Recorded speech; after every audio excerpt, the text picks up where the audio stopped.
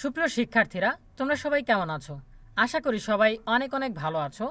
তোমরা অনেকেই জানতে চাচ্ছ যে 2024 সালের এসএসসি ও সমমান পরীক্ষা কি এপ্রিল মাসে হতে পারে কিনা।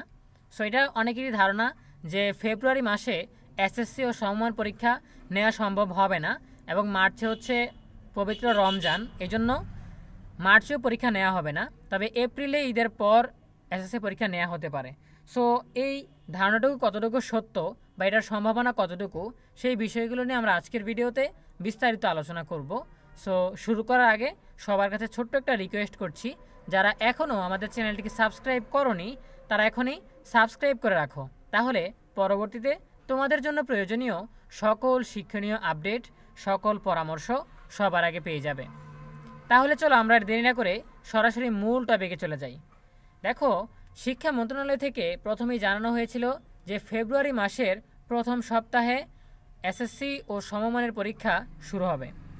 এরপর পরবর্তী আরেকটা বিজ্ঞপ্তিতে তারা জানিয়েছে যে ফেব্রুয়ারি মাসের দ্বিতীয় সপ্তাহে এসএসসি ও সমমান পরীক্ষা শুরু হবে।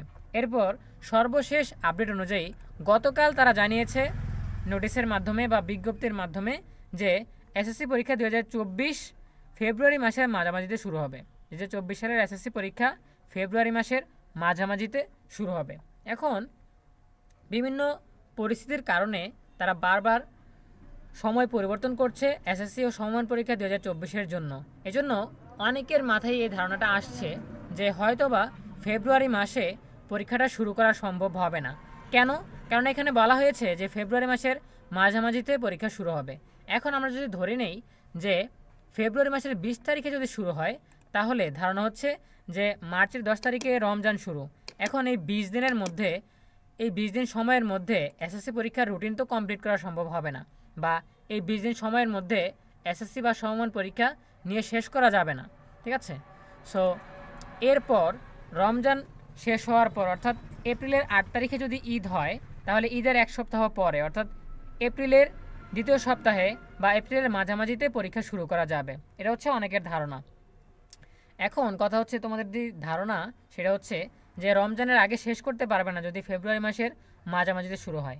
এখন ব্যাপার হচ্ছে, ফেব্রুয়ারি মাসে তোমাদের ক্লাস বন্ধ থাকতো, ঠিক আছে, এটা স্বাভাবিক, কিন্তু ফেব্রুয়ারি মাসে যে পরীক্ষা নেওয়া যাবে না এরকম কোনো বাধ্যবাধকতা নেই। ঠিক আছে? চাইলেই কিন্তু শিক্ষা মন্ত্রণালয় রমজান মাসেও তোমাদের পরীক্ষা কন্টিনিউ করতে পারে। ধরো যদি ফেব্রুয়ারি মাসের 15 থেকে 20 তারিখের মধ্যে তোমাদের পরীক্ষা শুরু হয়, এরপর রমজানের আগে যতটুকু নেওয়া সম্ভব হয় সেটা নেওয়া গেল, তারপর রমজানের মাঝখানেও কিছু পরীক্ষা পড়তে পারে, তারপর ব্যবহারিক পরীক্ষা পড়তে পারে, এটাও কিন্তু হতে পারে। এখন রমজান সামনে, এই জন্য ফেব্রুয়ারি মাসে পরীক্ষা নেওয়া সম্ভব হবে না এরকম কোনো ধারণা করা ঠিক না। কারণ শিক্ষা মন্ত্রণালয়ের বিজ্ঞপ্তির বাইরে কোনো ধারণা করাটাই উচিত না। দেখা গেল তোমরা ধারণা করলে যে পরীক্ষা এপ্রিলের মাঝামাঝি অথবা তার পরে, ঠিক আছে, সেই অনুযায়ী তুমি প্রস্তুতি নিতে গিয়ে কিছুটা হেলাফেলা করলে বা কিছুটা গড়িমসি করলে যে আরও পরে পড়া যাবে, কারণ আরও হাতে অনেক সময় আছে। সো এভাবে যদি তুমি প্রস্তুতি নিতে গিয়ে দূরে সরে যাও, তাহলে কিন্তু তোমাদের জন্য বিপদ হতে পারে। কারণ শিক্ষা মন্ত্রণালয় চাইলেই ফেব্রুয়ারি মাসের মাঝামাঝিতে শুরু করতে পারে, কারণ তারা এটা তোমাদের জানিয়ে দিয়েছে যে ফেব্রুয়ারি মাসের মাঝামাঝিতে পরীক্ষা শুরু হবে।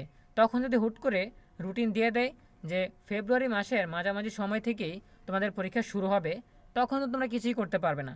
এই জন্য আমার মনে হয় ওই আগাম চিন্তাগুলো না করে, ওই নেগেটিভ চিন্তাগুলো না করে, যেটা শিক্ষা মন্ত্রণালয় থেকে নোটিশে বলা হয়েছে বা যেটা বিজ্ঞপ্তির মাধ্যমে জানানো হয়েছে, সেটুকুর মধ্যে থেকেই তোমরা, সেটুকুর অনুযায়ী তোমরা যদি প্রস্তুতি নিতে থাকো, সেটাই তোমাদের জন্য বেশি বেটার হবে। ঠিক আছে? এরপর পরিবেশ পরিস্থিতি বিবেচনা করে যদি কোনো কারণে পেছানোর প্রয়োজন হয়, তাহলে অবশ্যই শিক্ষা মন্ত্রণালয় ব্যাপারটা তোমাদেরকে জানিয়ে দিবে। ঠিক আছে? আর শিক্ষা মন্ত্রণালয় থেকে যে কোনো তথ্য পাওয়ার পর আমরা সাথে সাথে তোমাদেরকে জানিয়ে দেওয়ার চেষ্টা করব। সুতরাং এই আগাম চিন্তাগুলো বাদ দিয়ে শিক্ষা মন্ত্রণালয়ের উপর ভরসা রাখো। যদি কোনো নোটিশ আসে আমরা তোমাদেরকে জানাবো, সেটা মাথায় রেখেই পরীক্ষার প্রস্তুতি নিতে থাকো। ঠিক আছে? সো আশা করি তোমরা বুঝতে পেরেছো ব্যাপারটা। দেখা হবে পরবর্তী আপডেট নিয়ে নতুন কোনো ভিডিওতে। সেই পর্যন্ত সবাই ভালো থাকো, সুস্থ থাকো, নিরাপদে থাকো, আর তোমাদের প্রস্তুতি ঠিকমতো নিতে থাকো। দেখা হবে পরবর্তী আপডেট নিয়ে। ভালো থাকো সবাই। এতক্ষণ ধরে সাথে থাকার জন্য সবাইকে অসংখ্য ধন্যবাদ।